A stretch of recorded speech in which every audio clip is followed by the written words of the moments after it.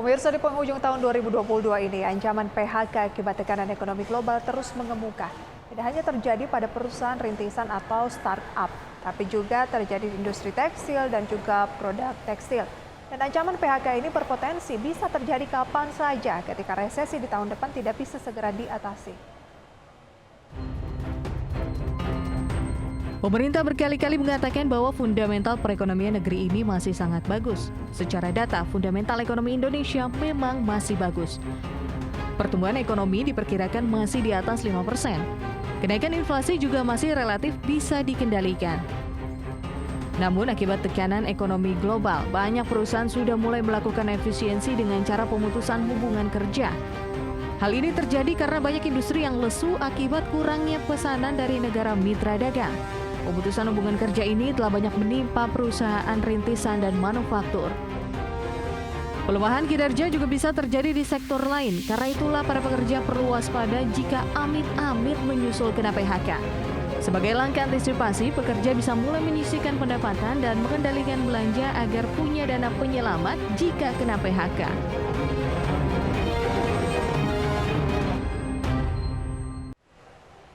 Pemirsa, pengaturan keuangan menjadi sebuah hal yang penting dalam keseharian, apalagi dalam kondisi perekonomian yang penuh tekanan seperti sekarang ini.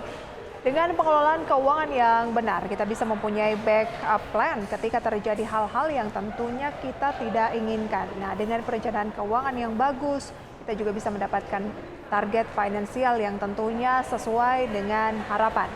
Nah, dalam konteks sekarang ini ketika banyak perusahaan tiba-tiba melakukan pemutusan hubungan kerja atau PHK, tentu kita dituntut untuk mempunyai dana darurat yang cukup. Tidak ada salahnya mungkin ya, jika kita bisa mengantisipasi hal tersebut sejak dini. Lalu pengaturan keuangan seperti apa pemirsa yang bisa diperbaiki? Untuk risiko terkena PHK sendiri perlu disiapkan dana penghematan.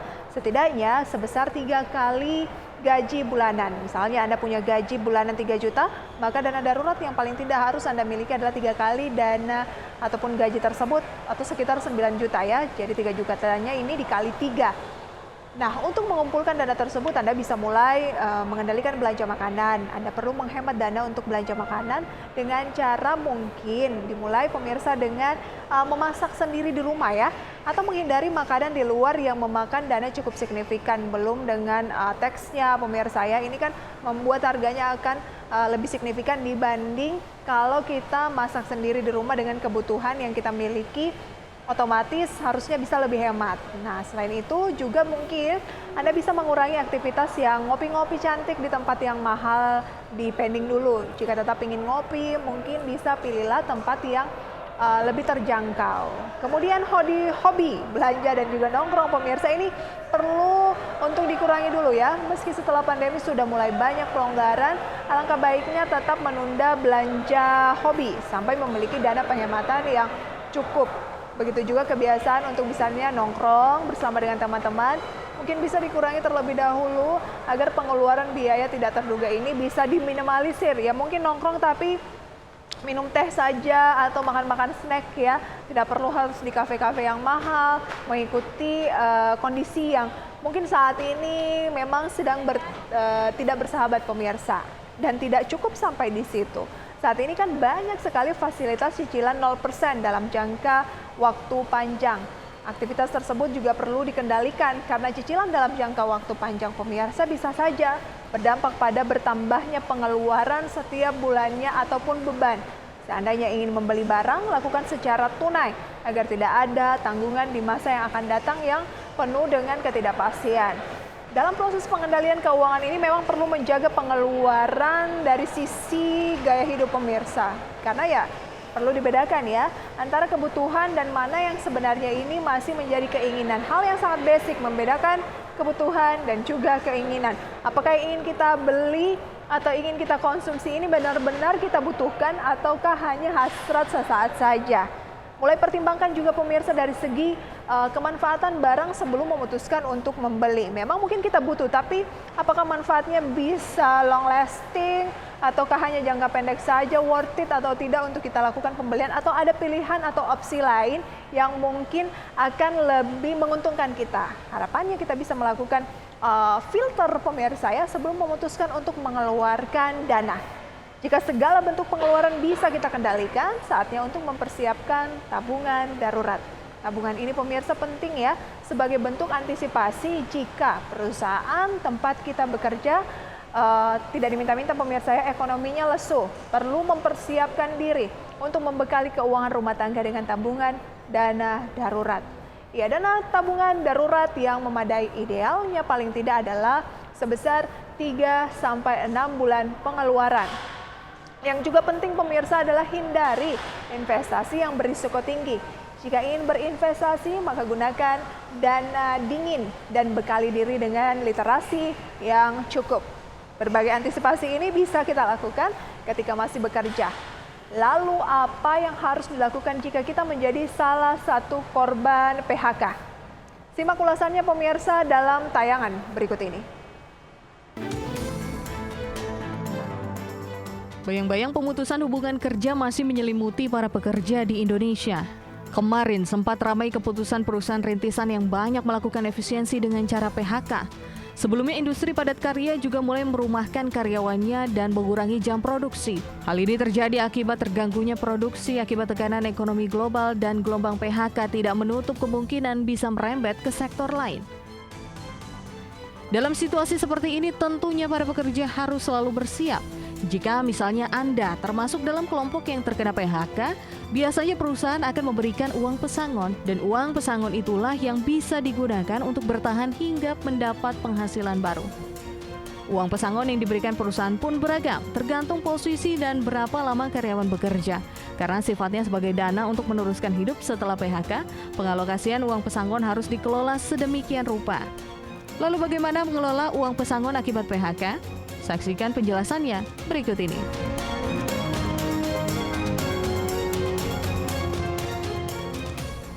Ya pemirsa, tidak ada yang menginginkan di PHK dan PHK menjadi salah satu hal yang memang sangat mengkhawatirkan tidak hanya di Indonesia, tapi untuk saat ini banyak sekali perusahaan-perusahaan yang mulai melakukan layoff di Indonesia dan meski fundamental ekonomi Indonesia disebut masih bagus, ancaman PHK bisa saja terjadi di sektor manapun pemirsa, tidak terkecuali sektor misalnya kalau sekarang kebanyakan adalah digital begitu ya, kemudian juga tekstil, sektor lain bisa saja mengikuti. Siapa yang memprediksi pemirsa bahwa akan terjadi pemutusan hubungan kerja yang cukup signifikan di sektor digital ataupun perusahaan-perusahaan startup yang kita lihat performanya cukup signifikan, apalagi di masa-masa pandemi banyak yang menggunakan jasa maupun produknya maupun platformnya begitu ya. Tetapi nyatanya di tahun 2022 akhir ini ternyata banyak melakukan layoff.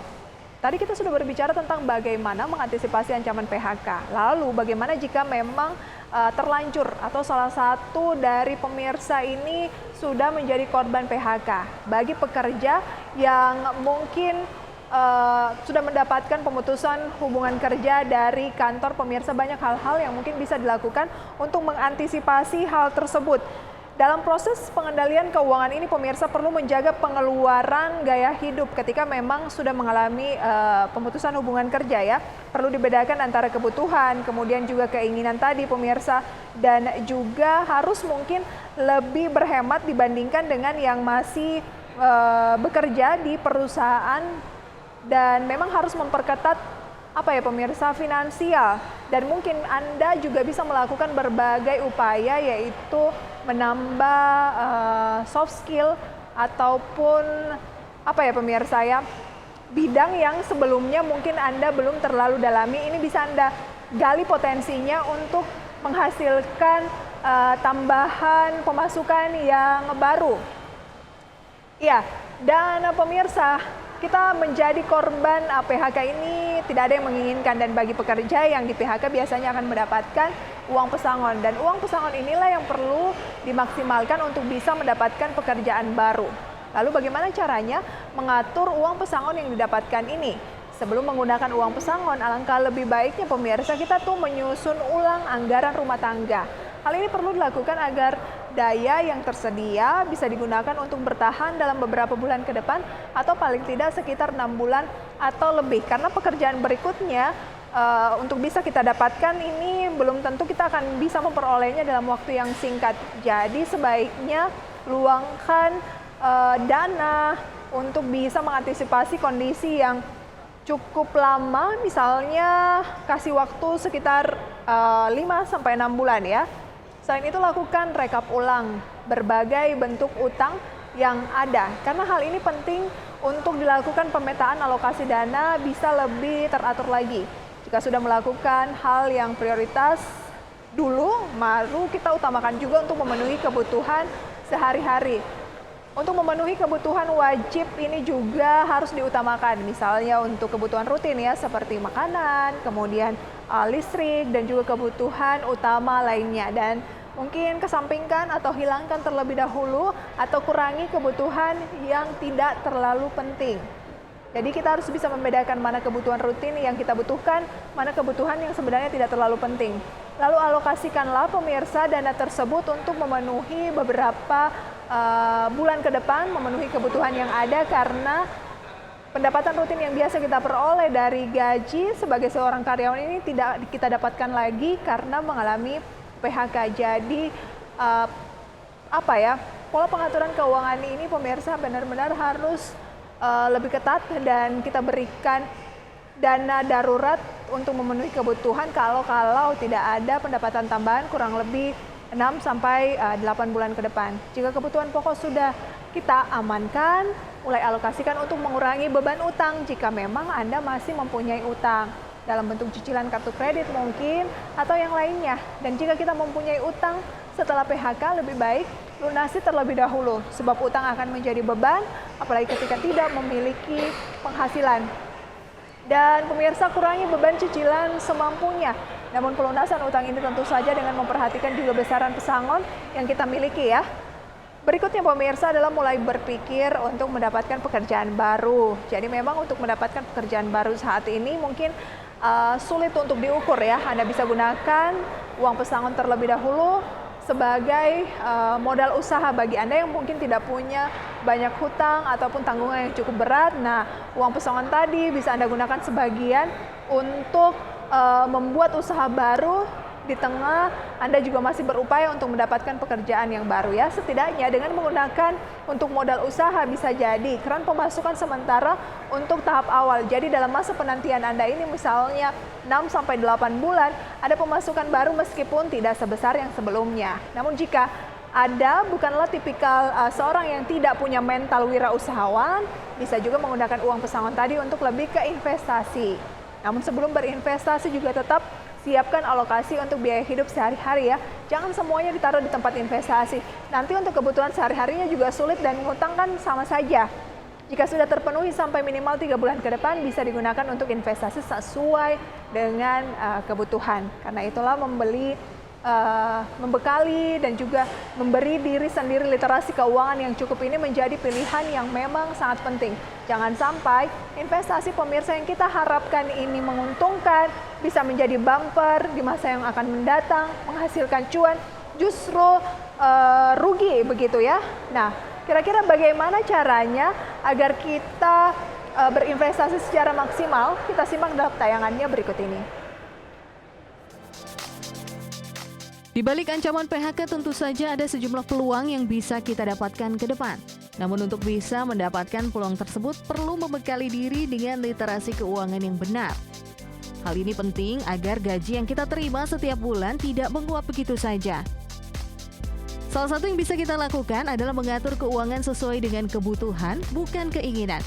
Dalam kondisi suku bunga tinggi, kurangi aktivitas membeli barang dengan cara kredit. Karena hal ini berpotensi akan mengurangi isi dompet jika pengaturan keuangannya tidak benar. Hal lain yang bisa dilakukan adalah melakukan investasi sesuai dengan kemampuan, bukan kemauan. Kebanyakan orang berinvestasi dengan kemauan tanpa membekali diri dengan literasi yang cukup. Akibatnya tidak sedikit dari masyarakat yang salah melakukan investasi dan terjerumus ke investasi bodong. Memperkuat literasi keuangan perlu dilakukan dalam kondisi tekanan perekonomian global yang terus menguat tahun depan.